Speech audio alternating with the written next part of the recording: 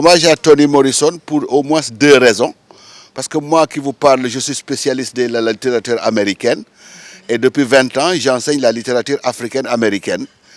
L'autre aspect, c'est que le WARC est un creuset où on contribue à la connaissance des communautés diverses dans le monde, en particulier les communautés ouest-africaines et les communautés américaines.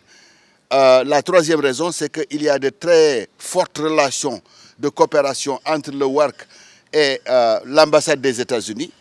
Quand Toni Morrison est décédé, d'un commun accord, pratiquement le même jour, Rose et moi avons échangé des emails pour dire qu'il faudrait que l'on fasse quelque chose pour celle que, finalement, qui est appelée par Oprah Winfrey comme l'impératrice des lettres américaines. À chaque fois que je lis Toni Morrison, ce premier ouvrage, Blue Eye, j'ai adoré, Shula. J'ai du mal à vraiment définir celui qui m'a le plus marqué. Mais peut-être parlons de... J'ai beaucoup aimé Beloved.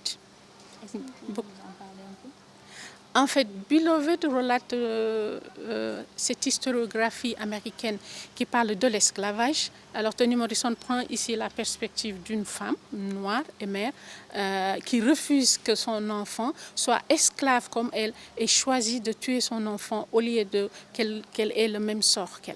Elle a écrit beaucoup de romans sur la situation des Noirs aux États-Unis, sur la situation des opprimés, mais un auteur, quand il est vraiment un grand auteur, les thèmes et les questions abordées ont une portée universelle. Donc, comme je vous l'ai dit tout à l'heure, ils ont dit Toni Morrison se rappelle, mais en fait, il s'agit pratiquement de l'odyssée du peuple africain-américain à travers toute son histoire. Ces écrits, c'est des écrits d'amour. Il y a quelqu'un qui vous l'a dit tout à l'heure. Mais ces écrits aussi, c'est une reconstitution de l'histoire africaine-américaine. Vous savez, il y a une expression que Toni Morrison elle-même a inventée. Se rappeler, c'est to remember. N'est-ce pas? Les réminiscences, les souvenirs, c'est memory.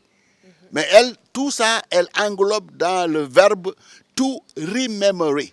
C'est-à-dire que vous ne pouvez pas comprendre la destinée de la population africaine-américaine tant que vous n'aurez pas compris d'où ils viennent.